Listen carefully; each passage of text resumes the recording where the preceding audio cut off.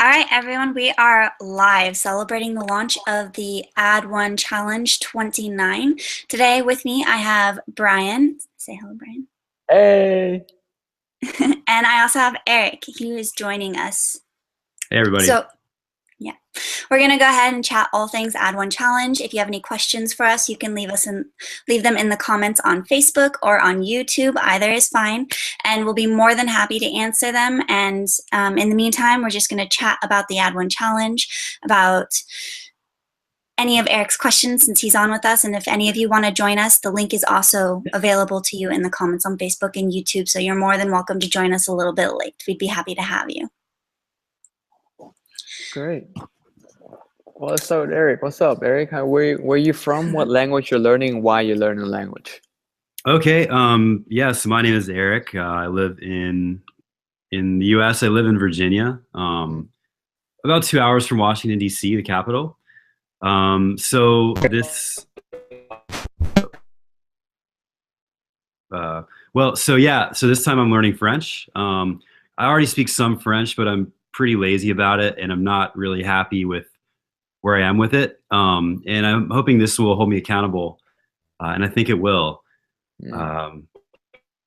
Yeah. So. Why do you want to learn French? I speak, well, I don't know really. I don't really have a reason to learn it, except that I think it's cool. I speak Spanish and some Italian, so I figured I would try French too. Yeah, just really because I like it. Got it. Yeah. So. Great. So thank you for sharing, Eric. I saw that we had someone else join us, but it looks like their camera or microphone aren't on. If you are having tech issues, let us know and we'll see if we can help you work it out. Oh, they just dropped out. Okay. Well, we hope you rejoin us. We'd love to have you. So, yeah, French is an awesome language. It's one of my languages too. So if you have any questions during the Add1Challenge, Eric, feel free to ping me on Slack or anything like that, and I'd be more than happy to help you out. Okay. Maybe they. Well, since it looks like someone else is still trying to join, so this is the 27th Add1 challenge that you've 29th. done? 29th. Yeah. 29th okay. now. Yeah. 29th. Okay. Nice. And you do it every 3 months, right? The challenges launch more often than every 3 months, but each challenge lasts 3 months. Okay, so they start like every month or something like that? Yeah, about. Okay, so there's ongoing, there's others ongoing right now. Yeah, right now there are 2 other challenges going. We have A1C27 and A1C28. Okay. So Brian, are you the founder or creator of this, or? Yes. Okay. So why did you have this idea in the first place? How did it all begin? How it all began was when I was actually living. How it all began was I was living in Austria. I was married to an Austrian woman. Lady, yes. And her dad, my previous father-in-law, can't speak a word of English. So then I kind of and I didn't really want to learn the language. I was resisting for like a year and a half. Like, I don't want to learn it. I don't like the sound of it. And then we went on a hiking trip because in Austria has lots of beautiful mountains, right? Mm-hmm. And so just me, Julia, my previous partner, and him hiking for 9 days together.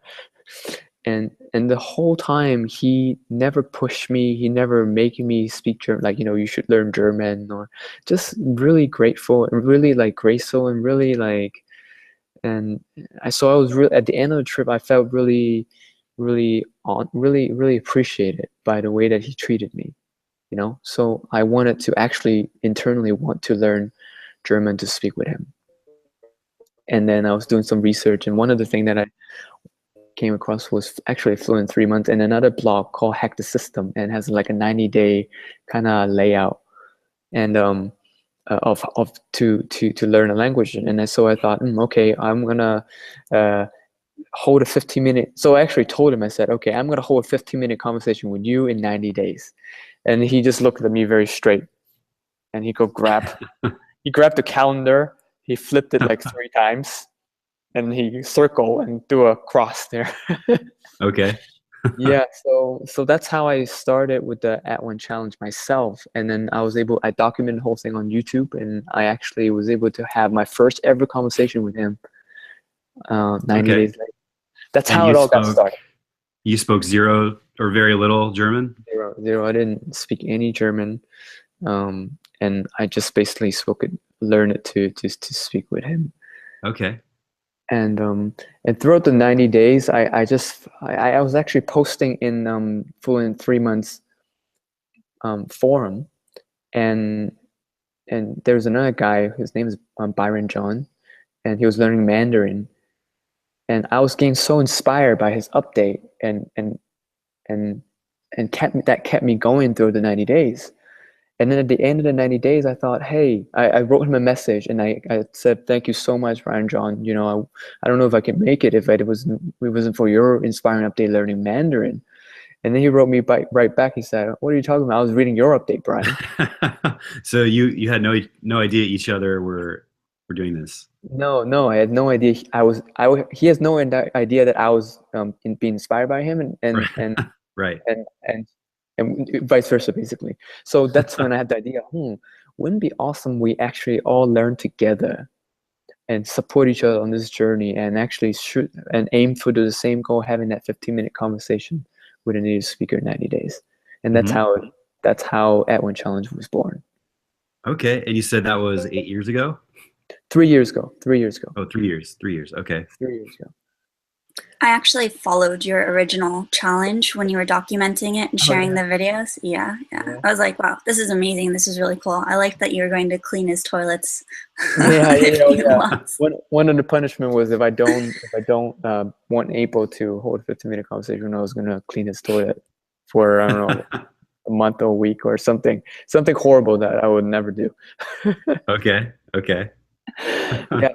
So that got me to it, and then basically through the last 3 years, and we just been putting new things into that Add1Challenge so that we had the experience of learning. Of course, we need to study ourselves, but at the same time, we had the experience of learning together, aiming and supporting each other. And then so it's been really effective and been wonderful. And recently we got acquired by Fluent 3 Months, which is I'm very happy about, because I know Benny personally. He's a good friend, and I know that he will continue to make the Add1Challenge even better and taking it to new heights and here together with us.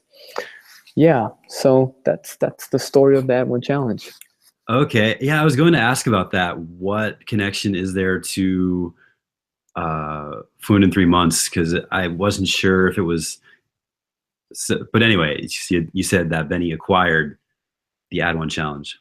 It's not officially announced yet. That's okay. fine. It's like just the insider community really knows about it. Yes. So you're special in a way, I guess. Yeah. All right.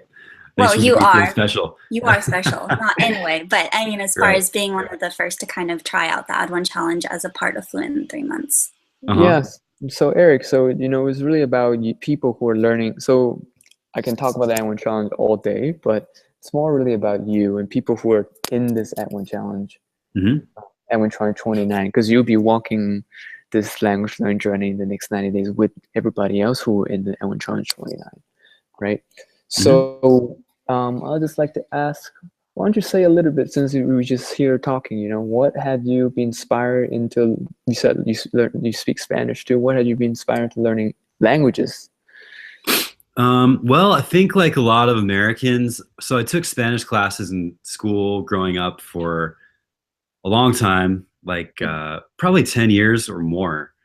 And I didn't speak any Spanish. I couldn't speak very much Spanish. It's all about grammar and vocabulary. And I always thought that the classes sucked. And I wasn't very happy with, because I always wanted to speak the language, but we never spoke very much. I don't know. It was always something I kind of wanted to do. Mm-mm.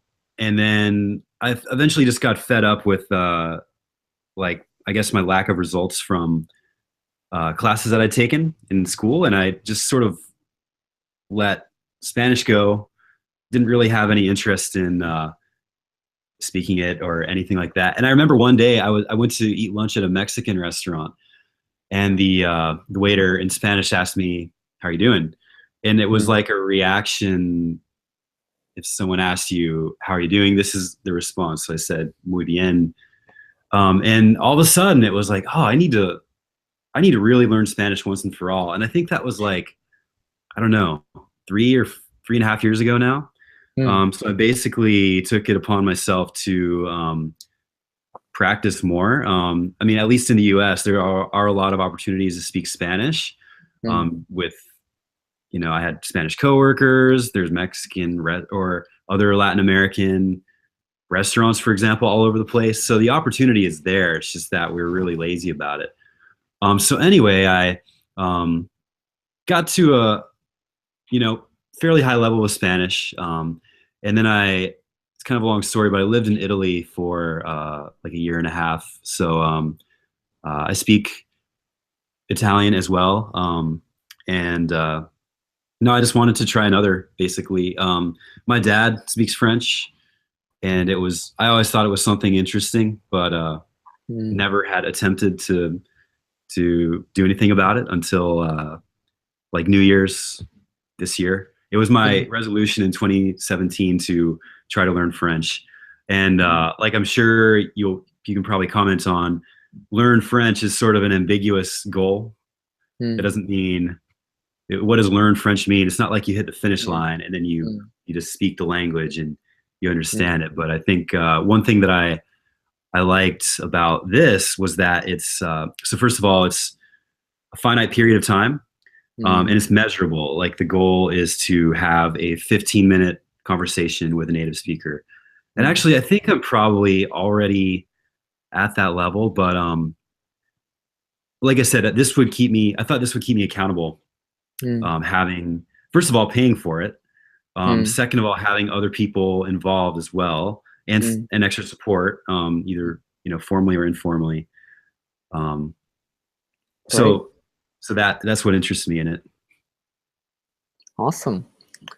That was Um, kind of rambling, but no, no, it's That's perfect. okay. We actually have a question from Mona, who was the person who was trying to join us. I'll let you tackle it first, because I'm sure you have some really great advice for her.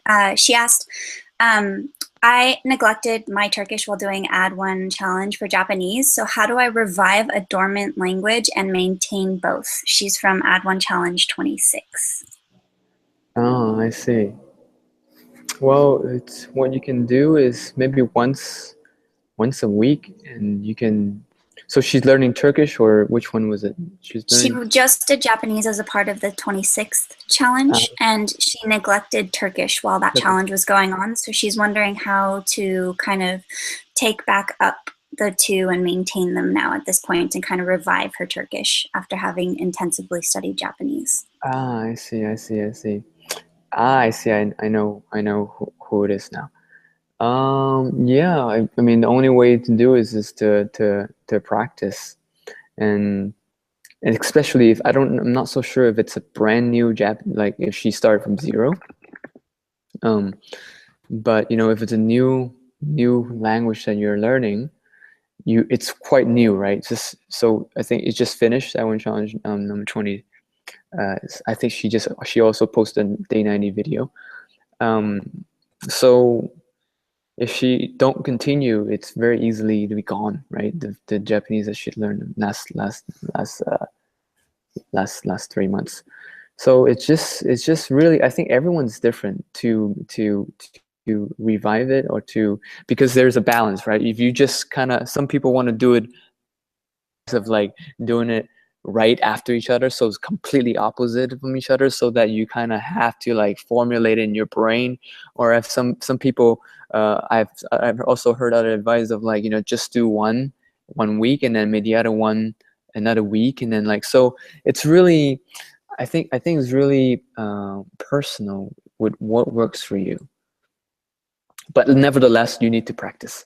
You need to speak it. If you don't speak it, definitely will be gone, right? So that's the bottom line. So you just got to figure a way of how you can practice it, so that's like the equilibrium, or like how the most efficient way for you to actually continue to maintain both languages. I think I find too that when you have multiple languages, even if you may not want it to be the case, one of them kind of ends up being more important than the other ones. So you spend more time with it naturally, but it's all about just going at it and trying different things, and you eventually settle into a comfortable balance. That's just been my experience with it. So hello, thank you for joining us. Do you want to take a moment to introduce yourself, tell us where you're from, which challenge you're in, and what language you're learning? Sure. So sorry, I joined late, but I was kind of not really. That's the first time I'm using the app and everything, so I was a little bit confused. So I just joined late. So yeah, so my name is Gilles. I'm participating in the Add1Challenge, and it's to learn German.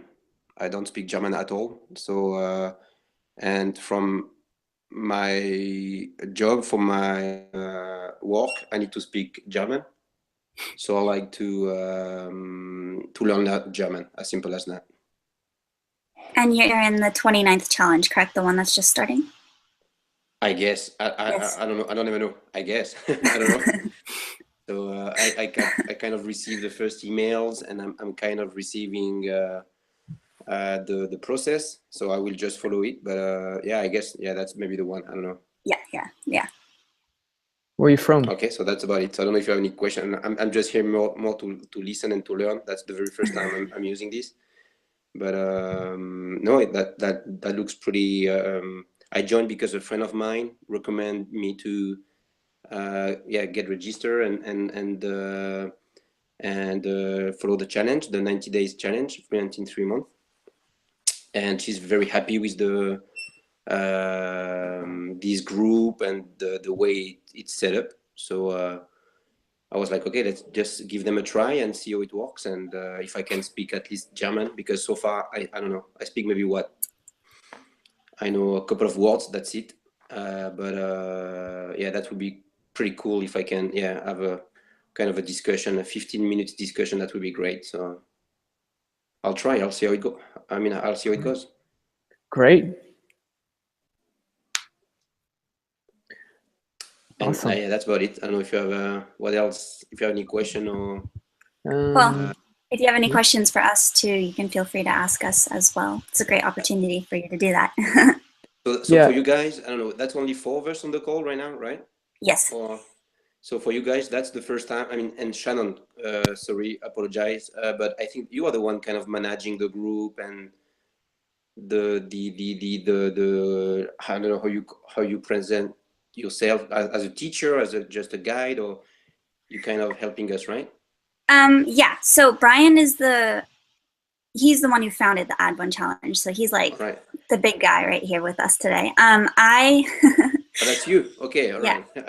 I look different. I know, I have more hair and things. But it's the same person. Yeah, same person. Yes. Same brain, same genius, right? Just the appearance of it that's changed. And then me, I am part of the Fluent in 3 months team who recently acquired the Add1Challenge.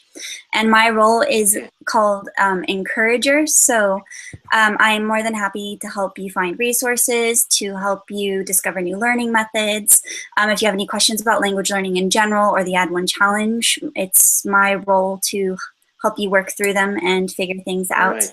I'm also an experienced language learner, so I've been through all of the stuff that you are going through as you do this. I speak several languages, and I'm actually in the Add1Challenge 27, so I'm also a fellow challenger, and I'm working on a language so when you say, at the moment as well. For my understanding, when you say like Add1Challenge 27, what 27 means? That because you... It's the 27th challenge, yeah. Okay, all right. Okay, wow. Okay, so I'm really the rookie here. That's my very first time. It's all right. we're glad to have you, and we're very happy your friend recommended you to us. So yeah, I mean, Eric, she's been many times, and she's very happy with it. So she was really positive about it, and she said, "No, just go ahead, and you'll see. Then you'll become addicted to it, and you want to learn more and more language and get more and more involved, and it's like a drug. So watch out," she told me. who's your friend? You mean her name? Yeah. Her name is Isabelle Kramay. Ah, She's French. okay. Yeah. And she's really, I mean, I think she learned with you with Add1Challenge Italian, Yeah. Spanish, and now I think she's taking Portuguese now. So Yeah. She's in the challenge with you this time. no, not on this one. No. On this one. She is. I think I added her at the end of this last week. Ah, okay, maybe. Yeah. All right, okay. Yeah. Great. So Eric, we were talking about how to maintain and revive. Do you have any thoughts? Because this is a discussion that everybody contributes, right? So Actually, well, I had a question for you and everyone else around that. How do you think languages compete with each other if you speak more than one or two? You know, how do you think they, like, let's say you're learning one, you speak several others. Do you think they interfere with each other, or do you think there's a point at which once the languages are good enough, then your brain knows this is one language, this is another, this is another? yeah. What do you think about that? So I think that I'm just making this up completely. This is what I think. It's like I think that when learning a new language, there's like an area in the brain that's where the new languages store, right? So whenever it's a new language, it's not very solid, right? That's where my brain automatically goes in there to grab whatever is there. Whatever is there. So if I'm learning two new languages, my brain's gonna go in there to grab in that area to grab whatever is available, you know. Mm-hmm. So then that's when all these mixing and like competing is happening. But as I experience that, if I continue to learn the language, as you said, as you get good at it, right? As you get good at and getting solid and building a really solid foundation of it, then it will start separating and it will start leaving that area of that brand new language area that you're storing. So at the end of the day, it's, for me, I'm very practical. If it's not useful, I'm not really maintaining it anymore, you know? So that's not really a big problem for me. I only use it when I only learn it or practice it or revive it when I need it, when I use it, when I know I'm going to use it. Mm-hmm. But that's my experience when I try to learn a few new language at the same time, you know? So that's what I think. Shannon? I think I'm kind of like you. I have a language that I'm always kind of focused on. That's usually for me Chinese, but my family is bilingual, so we speak French and English at home every day. So I always have exposure to those two languages. And then Chinese is kind of like this third one, and then everything else is kind of in addition to that for me. So like right now I'm studying Croatian, and my focus is on Croatian, but I'm always maintaining Chinese, even though I know you're not technically supposed to do that. When you do the Add1Challenge, you're only supposed to study your core language. And then I have other ones that I kind of work on as I need them. So I speak Italian and I speak Spanish. If I know I'm going somewhere where I'll need to use one of those languages, or I need to reactivate them for whatever reason, I will spend the time to do that and really focus on those languages to get them back up to speed and kind of recall the vocabulary and refresh the grammar rules. And then I'll use them, and then I leave them alone again, and then I'll go back to studying them when I need them in the future. They're always somewhere there. It's just a matter of just kind of exposing yourself to the language again so that knowledge gets made more easily accessible to you. For me, like, when you have multiple languages, they're stored in your brain, but sometimes when you don't use them, your brain goes, okay, this other information is more important because I use it more often. So it kind of like blocks that other information. But once you say, okay, this is important again, your brain goes, oh, okay, so then I'm going to move it somewhere where you can access it more easily. And that's just done by reviewing or by spending time with the language. It reactivates. I don't think you really ever truly forget a language once you've started learning it. Unless you didn't spend like the right amount of time up front. If you only spend like a short time with it and aren't too serious about it, then maybe because your brain is like, this absolutely isn't important because it wasn't consistent, it wasn't long, it wasn't whatever. So you may just remember a few words, but that's my experience, my take on it. Why Croatian? Everyone always asks me this. My grandfather was Croatian, and I never met him. He passed away when I was really, really young. But I always heard my father talk about how he wished his dad had taught him Croatian. And so I just heard this all the time growing up, like, oh yeah, like my dad didn't even know that his dad spoke Croatian until he was 10 years old. They're at a family gathering, and he came out of the kitchen to ask his dad something. And he said all of his dad's family was sitting around the table speaking this language he had never heard before. And he's kind of standing there watching like, okay, this is really weird. And he sees his dad, and his dad's kind of sitting there cross-armed, just completely silent. And he's like, okay, so he doesn't understand anything either. It's okay. But then someone asked his dad something directly, and his dad replied in this language. And my dad said my jaw literally like just hit the floor. He had no idea his dad spoke another language.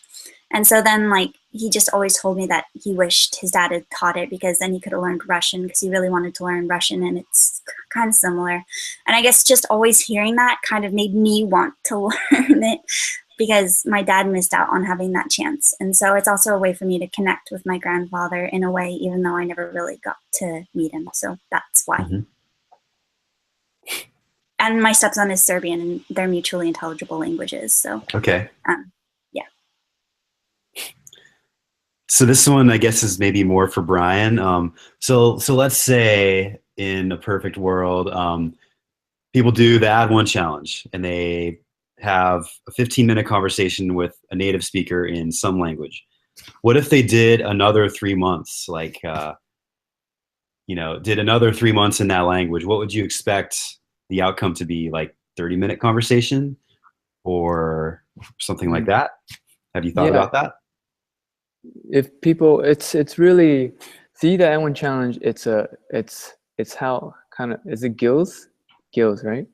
What Gil said that it's how it's set up. So how the Add1Challenge is set up is that there is a setup, there's a framework. At the same time, inside the framework is really up to you how much you put in and what you get in, and also what goal you set is also up to you, because we have all range of experienced learners in the Add1Challenge. Some people like Gil's don't know anything about German, but there could be other people who actually been learning German for a while, and they want to take German to another level for whatever reason they want, right?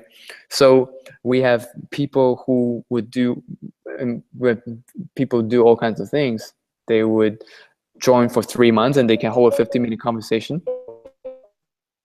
Hello, can you hear me? Hello? Yeah, I can hear you. Yep. Okay. Where people join for 3 months and can hold a 15-minute conversation, and then they decided, oh, I really enjoy this language, I want to go deeper. And then they do another 3 months and say, okay, we pretty much know what area we need to work on, like grammar or more vocabulary or more expression, or I want to talk more about in this field, like then they know exactly what they need. So then they set their goal for themselves. It could be an extended 15-minute conversation, like an in-depth 15-minute conversation in the topic that they want to talk about. It could be flow, it could be pronunciation, it could be how they actually put it, but it still could be inside the framework of 15-minute conversation, no matter if you can hold a 15-minute conversation or not, right? So so it's really up to you. And once you learn French for 3 months later, maybe you're like, oh, I'm sick of it, I don't want it anymore. Then if you like, you can do something else. This is a new way, another way to learn a language, other than just, most people learn by themselves when they're self-learners, right? And this is another way to learn, so you feel like you're learning together with a community. I think Brian is right on the 15 minutes because the first time you do the challenge with a new language, you are trying to just barely make it through your 15 minutes to like just get through it, right? And then when you are more advanced with the language, then it's about doing more than just getting through it. It's about actually engaging more and being like a little bit more prepared, a little bit, you know, you'll understand more, you'll be able to say more. And then, so it's about improving that 15 minutes. And like you said, you can do a specific topic, or you can just work on like improving a specific skill within that, having more vocabulary instead of talking around things all the time, or spending the 15 minutes asking your partner to repeat what they said, or say, I didn't understand, can you write that down? Actually engaging in the conversation itself a little bit more as someone who understands the language a little bit better. So yeah. Yeah, so it's really up to you. Oh, Nikki! Nikki! Hey! Brian, Nice to see you, Nikki. good So, to be here. let me introduce you guys. This is Nikki. And so Nikki's been in, I don't know how many A1 Challenge. How many A1 Challenge? 7, I think. Seven A1 Challenges. And she is 70 plus young and still continue to learn language. And she's an inspiration for many of the A1 challengers in the community, because the way that she learned the languages, and the way that she don't give up, the way that she share her stories, and she could travel to the country and actually go practice speak with people, and then you know, share pictures with us. Really, really, really inspiring. So thank you, Eric. I mean Nikki. So yeah, so this is Nikki for you. Yeah, it's not going to be so easy to practice Sorani, I discover, because they won't let me into Iran without either an official invitation or as a member of a tour group, which won't be targeting Kurds. And I thought, well, I might go to Iraq, but I don't feel like going into the middle of a war zone. See what I'm saying? She's serious about going to the country to practice the language. See? Well, no, I'm serious about not going in this case. Oh, this time you're serious about not, well, at least you thought about it. Like, you know, like like most people just like, oh man, I'm not gonna think about it now, maybe afterward. But so are you in the new A1 challenge now, Nikki? Are you still you're in 28? I'm in 27. 7, The first 27. one was done in 3 months. Got it. Great. Okay, where are you now? At home in Albania. You're in Albania. Yeah. Okay, great. Awesome. Can I just ask a quick question and about really the way it works? Because what I've been told is really about the process during the 90 days. And I might be wrong, I don't know, but I've been told like the first, I think it's 2 weeks or 30 days, we receive like 10 words to learn every day. And then we have to really kind of learn those words. And then afterward, it's up to us to look for the best way to learn the language and to, as you said, Brian, to reach our goals. So, which is fine for me, but I don't know, I might be wrong. So can you maybe describe quickly the process about how those 90 days are supposed to be set up? Sure. So if you filled the application form, you would have write down how many days per week and how many time. What is your plan? Or what's yours? 4 days a week, 30 minutes, I think. Perfect. Now, in the beginning, what I recommend is do you have any experience of learning language, or is this your first foreign language? No. You can speak other languages, right? I'm sure. I'm French, so I've got French. Obviously, that's my native language, and then I speak English, obviously, and also Spanish. So no, that's that's the 3 languages I can speak. But really learning a language, and it was back at school time, or at the university. So learning a language really this way, with like that type of community and that to me, that's the very first time. No, first time. Got it. So you have an idea of what you need to do to learn to speak a language. At least an idea. Yeah. Kind of, yeah, an idea. Kind of. So whatever. So basically, since you say 4 days a week, 30 minutes a day, your main focus is just fulfilling that. Okay. And that's a question? Yes. So yes. Yeah, I mean, No, yeah, I'll start because yeah, so I have a job and I'm kind of traveling, I'm pretty busy. So I wanna start kind of, gently. And I think, yeah, already if I can get 4 days a week, 30 minutes, that would be great. And if I'll see how it works. But that to me, that was already kind of my first challenge, to be available 30 minutes 4 times a week to learn a language. But I'll try to, for sure, to stick to it.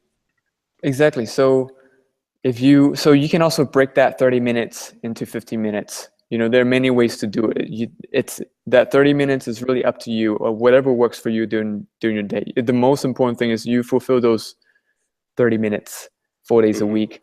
Now, what do you do in those 30 minutes 4 days a week? And it's really up to you. We don't really have any plan, because everyone's different, right? Everyone has different experience level. Some people learn by listening. Some people learn by speaking. Some people learn by seeing visual things. So everyone's really different, which is why it's open. That the most important thing is you put in the time that you do that 30 minutes for four days a week, because if you do. The only way you can get any result is to put in the time. If you don't put in the time, you'll never get any results. And I can't, and Shannon can't actually learn it for you and put in that 30 minutes for you, right? So the bottom line is, even if you just watch some German show, that's something, right? If you're really busy or if you're really tired that day.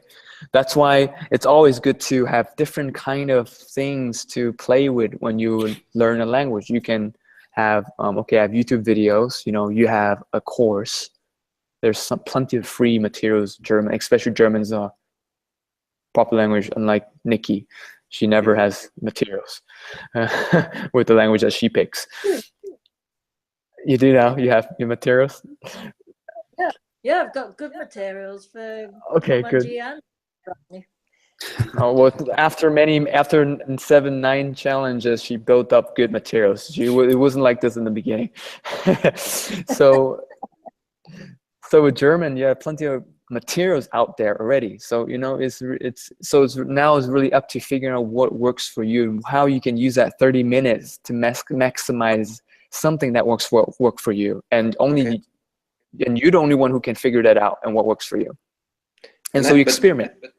Sure. No, and I'm fine with that. No worries. But I thought, the first 2 weeks at least, you were kind of providing some guidelines, like you should do this, you should do that. So that's maybe not the case actually. But I thought the first maybe 2 weeks or maybe 4 weeks, I don't know, but I think it was 2 weeks, we were kind of receiving, some recommendations or some kind of course, from you guys to kind of kick off these activity.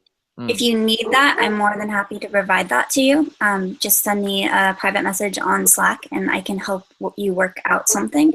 I'm more than happy to do that. The actual course itself does not provide that, but there are these mini challenges that start later on in the Add1Challenge that do give you the opportunity to do that. So I think that 10 words thing that you were thinking of, that sounded a lot to me like the first mini challenge.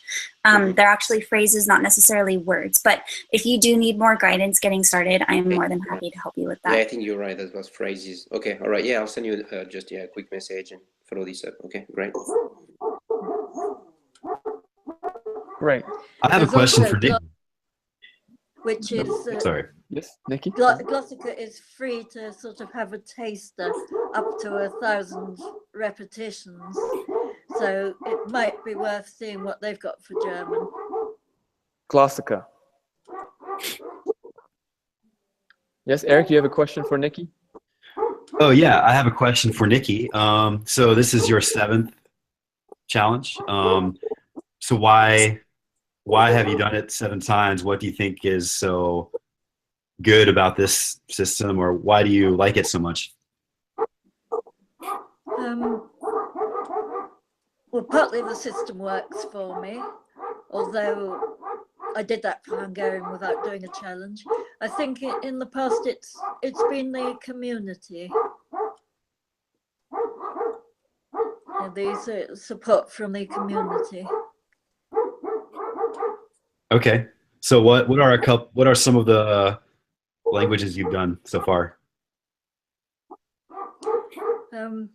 I'm a slow learner, so I've done Kwong 3 times, Arabic twice, Turkish once, and now I'm doing Sorani.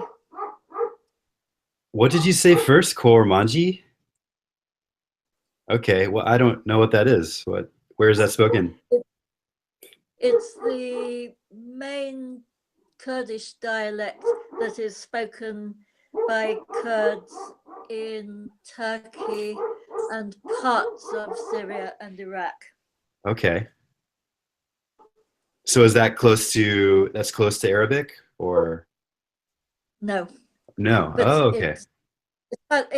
It's taken over a lot of Arabic words, as has Albanian, which I speak fluently because I live there. And Turkish has quite a lot of Arabic words. Okay. Kurmanji is an Indo-European language of the Iranian family, so it's fairly close to Farsi, which I don't know. And Nikki, when you say the community helps you, you said you like those challenge because thanks to the community, right? Yes. So can you just give an example how the community helps you to learn the language you picked? Well, the first time I did the challenge, it was very challenging. I was doing a language for which I had virtually no teaching material, no teacher, no one to talk to, and no decent dictionary. We're put into mastermind groups, and sometimes they fizzle and are useless. Other times, very supportive, tremendously supportive mastermind group. We used to have a hangout every week, and I think this encouraged me very much. And also, if you're feeling discouraged, you can write on the Add1Challenge Facebook page. You'll usually get lots of encouragement, helpful tips and things from other members of the community. And I've made a lot of friends. Challenge. Okay. All right, thank you. Although at the moment, I think the community phenomenon needs to be revived a bit. I don't know if you've got any ideas.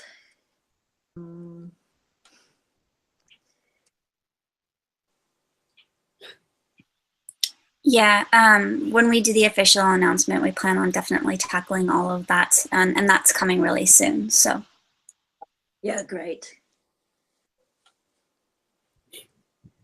All right.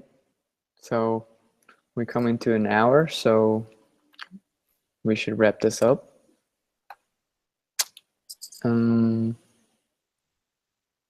Yeah, any other final thoughts or questions that you'd like to share? No, that's all good for me. Looking forward to starting this challenge and see, because I can hardly believe I may be having a 50-minute discussion in German in 90 days, but I'm really looking forward to this and see how it works. And but no, that's very exciting for sure. Great. Just focus on that 30 minutes, one day at a time. Sure. I will. Great. And the Eric? 15 minutes will happen. I did it for Komanji. It nearly killed me, but I did it thanks to Add1Challenge, which actually drove me to Turkey and to Kurdistan to find Kurds I could speak. German's quite a lot easier to find language partners and material and dictionaries. Yeah, if you can do Kurmanji, we can do German and Croatian and French and easier languages. Yeah. So, Eric, Well- anything you'd like to say? no, I've actually got to go also. Okay. And no, thank you very much. And I look forward to interacting with all of you and seeing what the end result is. Great. Thank you all so much for joining us today. We appreciate you spending the time to come on and chat. Thank you. All right. Well, Thank you. Thank you. Nice seeing you, Nikki. Thanks. And you.